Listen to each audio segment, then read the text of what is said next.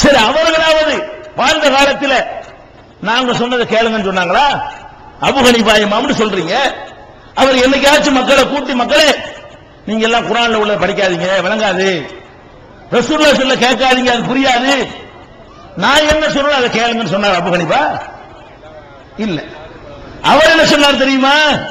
இதா சஹல் ஹதீஸு ஃபஹுவ மذஹபி, ஆதாரப்பூர்வமாக நபிகள் நாயகம் இன்னதுதான் சொன்னார்கள் என்ற ஒரு செய்தி கிடைக்குமானால் அதை ஏற்றுக்கொள்வதுதான் என்னுடைய வழி, என்னை நீங்கள் பின்பற்றக்கூடாது. யார் சொன்னா? இன்றைக்கு நாங்கள் என்ன சொல்கிறோமோ அதைத்தான் அபூ ஹனீஃபா சொன்னார். என்ன சொல்றாரு? நாங்க என்ன சொல்றோம்? நாங்க சொன்னாலும் கேட்காதீங்கிறோம். நாங்க சொல்வதில் குர்ஆன் வசனம் இருந்தால் நீங்கள் கேட்க வேண்டும். நபிகள் நாயகம் ஸல்லல்லாஹு அலைஹி வஸல்லம் உடைய சொல்லை எடுத்து காட்டினால் கேட்க வேண்டும். நாங்களாக கற்பனை பண்ணி சுயமாக ஒன்றை சொன்னால் நீங்கள் கேட்கக்கூடாது என்று நாங்கள் சொல்றோம் இல்லையா? இதைத்தான் அபூ ஹனீஃபா இமாம் சொன்னார்கள். மாலிக் இமாம் என்ன சொன்னார்கள்? அவர்கள் மதீனாவில் வாழ்ந்த ஒரு அறிஞர். மதீனாவில் தான் நபிகள் நாயகம் ஸல்லல்லாஹு அலைஹி வஸல்லம் அவர்கள் அடக்கம் செய்யப்பட்டிருக்கிறார்கள். அந்த அடக்க ஸ்தலத்துக்கிட்ட இருந்து கொண்டு அந்த அடக்க ஸ்தலத்தை காட்டி சொன்னார்கள், மக்களே நன்றாக தெரிந்து கொள்ளுங்கள், இந்த அடக்க ஸ்தலத்தில் இருக்கிறாரே, ரசூலுல்லாஹ் சொல்றார், அவரு இந்த அடக்க ஸ்தலத்தில் அடங்கி இருக்கிறாரே, இவருடைய சொல்லை தவிர எந்த மனிதனுடைய சொல்லா இருந்தாலும் அதுல ஏற்கத்தக்கதும் இருக்கிறது, எடுத்து வீசத்தக்கதும் இருக்கிறது. எல்லாத்தையும் ஏத்துக்கிற முடியாது. இந்த ஒரு ஆள் சொன்னாதான் எல்லாத்தையும் ஏத்துக்கணும். நபிகள் நாயகத்தினுடைய கபரை சுட்டிக்காட்டி, அடக்க ஸ்தலத்தை சுட்டிக்காட்டி, மாலிக் இமாம் அவர் இந்த மதுஹபை தோற்றுவிக்கவில்லை. இந்த நாலு இமாம்ங்கிறாங்களே, அவங்களுக்கும் மதுஹபுக்கு சம்பந்தமே கிடையாது. அவங்க பேரை பயன்படுத்தி ஏமாற்றிக் கொண்டிருக்கிறார்கள், பித்தலாட்டம் செய்து கொண்டிருக்கிறார்கள். அவர்கள் மதுஹபை உண்டாக்கவில்லை.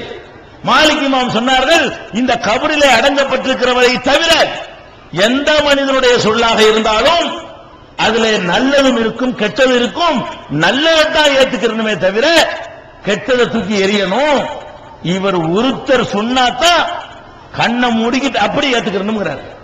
இன்னமா அன பஷரும் உக்தி வ உஸீப், நான் சரியாகவும் சொல்லுவேன் தவறாகவும் சொல்லுவேன், ஒரு மனிதன் சொல்றார். ஷாஃபி இமாம்ங்கறாங்களா, ஷாஃபி மذஹப் அவர்தான் மذஹப் உண்டாக்குனாரா? இல்ல. நாங்கள் இப்ப உங்களுக்கு என்ன சொல்கிறோமோ அதைத்தான் அவர் சொன்னார். ஷாஃபி இமாம் என்ன சொன்னாரு? இதா குல்து கௌலன் யுகாலிபு கௌல ரசூலில்லாஹி ஸல்லல்லாஹு அலைஹி வஸல்லம், அல்லாஹ்வுடைய தூதர் சொன்னதுக்கு மாற்றமாக நான் ஏதாவது ஒன்றை உங்களுக்கு சொல்வேனேயானால் ஃபல்ரிபூ பி கௌலி அல் ஹாய், என்னுடைய சொல்லை இந்த சுவற்றிலே தூக்கி வீசுங்கள். ஃபத்ருகு கௌலி, என் சொல்லை விட்டுவிடுங்கள், ரசூல் சொல்லை எடுத்துக்கொள்ளுங்கள். யார் சொன்னது? இமாம் ஷாஃபி ரஹ்மத்துல்லாஹி அலைஹி, அந்த பெரியவரும் அப்படித்தான் சொன்னார். அதே மாதிரி ஹம்பல் இமாம் சொல்றாங்களே, அஹ்மத் இப்னு ஹம்பல், இந்த அஹ்மத் இப்னு ஹம்பல் அவர்கள் ஷாஃபி இமாமுடைய மாணவர், நன்றாக கவனிக்க வேண்டும். ஷாஃபி இமாமுடைய உஸ்தாத் மாலிக் இமாம், மாலிக் இமாம் என்பவருடைய மாணவர் ஷாஃபி, ஷாஃபி இமாம் என்பவருடைய மாணவர் ஹம்பலிங்கிறவர். மூணு பேர் வரிசையா ஆசிரியர் மாணவரா இருக்கிறாங்க. இந்த அஹ்மத் இப்னு ஹம்பல் சொல்லுகிறார், லா துகல்லிதி ஷாஃபிய்ய, என் குருநாதர் ஷாஃபி இருக்காரு, அவர் சொன்னாலும் கேட்காத, எப்படி அழகான வார்த்தை பாருங்க. லா துகல்லிதி ஷாஃபிய, ஷாஃபி இமாம் சொன்னாலும் கேட்காத. வலா மாலிகன், எங்க உஸ்தாதுக்கு உஸ்தாது இருக்கார மாலிக்கு, அவர் சொன்னாலும் கேட்காத. வலல் அவுசாயி, அவுசாயின்னு ஒரு இமாம் இருந்தார், அவர் சொன்னாலும் கேட்காத. வல தௌரி, சுஃபியான தௌரின்னு ஒருத்தர் இருந்தார், அவர் சொன்னாலும் கேட்காத. வஹுது மின் ஹைஸு அஹது, அவர்கள் எல்லாம் எப்படி சிந்தித்து விளங்கினார்களோ அப்படி விளங்கு. அப்ப 4 இமாம் சொல்றாங்க. இந்த 4 இமாம்ல யாராச்சும் இந்த மதுஹப் உண்டாக்குனாங்களா? இந்த அஜர்த்துமார்கள் நம்மளை ஏமாற்றுவதற்காக வேண்டி, கூறு போடுவதற்காக வேண்டி இந்த மதுஹப்கள் இருந்தால்தான் அது வயிற்று பிழைப்புக்கு வழி செய்யும், சம்பாதிப்பதற்கு உதவும். அது இருந்தால்தான் மார்க்கத்தை வைத்து ஏமாற்றலாம் என்பதற்காக மதுஹப் என்ற பெயரால் இந்த மார்க்கத்தை துண்டு துண்டாக ஆக்கி வைத்திருக்கிறார்கள் என்ற உண்மையை நீங்கள் புரிந்து கொள்ள வேண்டும். இமாம்களுக்கு இதுல எந்த சம்பந்தமும் கிடையாது. இதுல ஒரு சந்தேகம் உங்களுக்கு வரும். இது ஒரு சின்ன ஒரு மேட்டருங்க. எது மதுஹப் இல்லைன்னு சொல்லக்கூடிய ஒரு சித்தாந்தம் பெரிய ஆராய்ச்சிலாம் தேவையில்லைங்க. நம்ம குர்ஆன் அல்லாஹ்வுடைய வேதம், அதை பின்பற்றணும். முகமது நபி அல்லாஹ்வுடைய தூதர், அவங்களை பின்பற்றணும். இவங்கெல்லாம் மனிதர்கள் பின்பற்ற தேவையில்லை. எல்லாத்துக்கும் வழங்குங்கள, எல்லாத்துக்கும் வழங்குது. பொதுமக்களாகிய நீங்கள் மதுஹபிலிருந்து விடுபட்டு லட்சோப லட்ச மக்கள் வெளியேறிவிட்டீர்கள். அவர்களுடைய உடுப்பு பிடியிலிருந்து நீங்கள் தப்பித்து வெளியே வந்து விட்டீர்கள். ஆனால் உலமாக்கள் இன்னும் வராமல் இருக்கிறார்கள். அந்த மதுஹபை கட்டி காத்துக் கொண்டிருக்கிறார்கள். கிதாப்னு எழுதி வச்சிருப்பாங்க. இந்த ஃபிக்ஹ் கிதாபை படிச்சு கொடுக்கும் பொழுது அந்த இமாம்னு சொல்றாங்கல்ல, அவரை பத்தி ஒரு இமேஜ் உண்டாக்குவாங்க சின்ன வயசுலயே. மதரசாவுக்கு நாங்கெல்லாம் எத்தனை வயசுல போவோம்?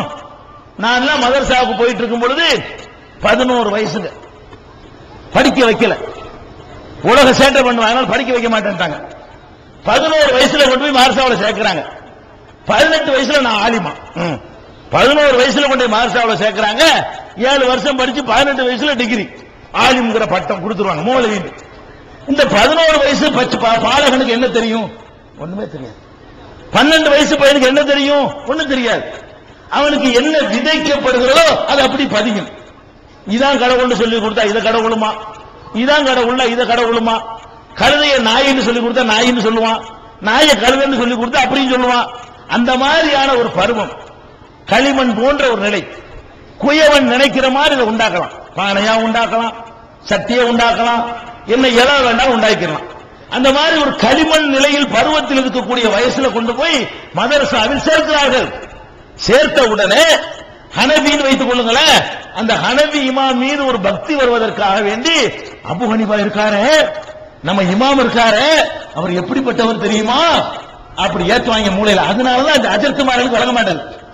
உங்களுக்கு விளங்குற விஷயம் அஜர்த்துமார்களுக்கு ஏன் விளங்க மாட்டேங்குதுன்னா, அந்த மதுஹப் கிதாபுகள் அப்படி ஒரு விஷயத்தை ஏத்துவாங்க, படிப்படியா ஏத்துவான். உதாரணத்துக்கு சொல்வதாக இருந்தால், நம்ம எல்லாரும் விளங்கி வச்சிருக்கிறோம், நபிகள் நாயகம் ஸல்லல்லாஹு அலைஹி வஸல்லம் உம்மத்திலேயே அபூபக்கருக்கு நிகரா யாரும் கிடையாது. இதெல்லாம் வழங்கி வச்சிருக்கோம்ல. ரசூல் ஸல்லல்லாஹு அலைஹி வஸல்லம் உம்மத்துல உலகம் அவங்க காலத்திலிருந்து உலகம் அழியிற வரைக்கும் எத்தனை மக்கள் வந்தாலும் சரி அவர்தான் முதல் இடத்தில் உள்ளவர். ஏன் முதலிடம்? அவர் நபிகள் நாயகத்துக்கு உற்ற தோழராக இருந்தார். நபிகள் நாயகத்துக்கு அடுத்த நிலையில் வைத்து மதிக்கப்பட்டிருக்கிறார். நபிகள் அவரை பற்றி அல்லாஹ் குர்ஆன்ல தோழர், ஒருத்தரை தோழர் என்று சொல்வதாக இருந்தால் குர்ஆன்ல இருந்து ரிக்கார்டு ஒரு ஆளுக்கு தான் இருக்குது. உமரை கூட அவருடைய தோழர்னு சொல்ல இயலாது, குர்ஆன்ல இருந்து. உஸ்மான கூட ரசூலுல்லாஹ்வுடைய சஹாபின்னு குர்ஆனை வச்சு சொல்ல இயலாது. இந்த ஒரு மனுஷரை பத்தி தான் அல்லாஹ் குர்ஆன்ல சொல்றான், இது யகூல் லி சாஹிபிஹி லா தஹசன் இன்னல்லாஹ மஅனா. குகையில இருக்கும் பொழுது தன்னுடைய தோழரிடத்திலே சொன்னார், கவலைப்படாதே அல்லாஹ் நம்மோடு இருக்கிறான் என்று சொன்னார்னு இவரை தோழர்னு அல்லாஹ் குர்ஆன்ல குறிப்பிடுறான். வேற யாரையும் தோழர்னு சொல்ல இயலாது. எந்த மனிதரையும் எந்த சஹாபியும் ரசூலுல்லாஹ்வுடைய தோழர் என்று குர்ஆன்ல சொல்ல இயலாது. அப்படி ஒரு தோழமை அல்லாஹ்வால் உறுதிப்படுத்தப்பட்ட தோழமை அபூபக்கருக்கு இருந்தது. இப்ப என்ன பண்றான், அபூபக்கருக்கு நிகரானவர் அபூ ஹனீஃபாங்கறான். முதல்ல விஷம். எப்படி விஷம்? துருல் முக்தார்னு ஒரு கிதாப் எழுதி கொடுப்பாங்க. எதுக்கு இதெல்லாம் சொல்றேன்? நான் மதரசா இல்லாத ஊர்களில் இதை சொன்னால் எதை விட்டு அடிக்கிறான்றீங்க. உங்க ஊர்ல அரபு கல்லூரி இருக்கிறது, பெரிய பெரிய உலமாக்கள் இருக்கிறார்கள், ஆயிரக்கணக்கான மாணவர்கள் இங்கிருந்து பட்டம் பெற்று வெளியே சென்றிருக்கிறார்கள். அவர்கள் அமர்ந்திருக்கிற, அவர்கள் ஒளிந்திருந்து கேட்டுக்கொண்டிருக்கிற சபையில அவர்களுக்கு சந்தேகம் இருந்தால் இந்த மேடையில ஏறி என்னுடைய சட்டையை பிடித்து கேட்க நாங்கள் வழிவிட தயாராக இருக்கிறோம்.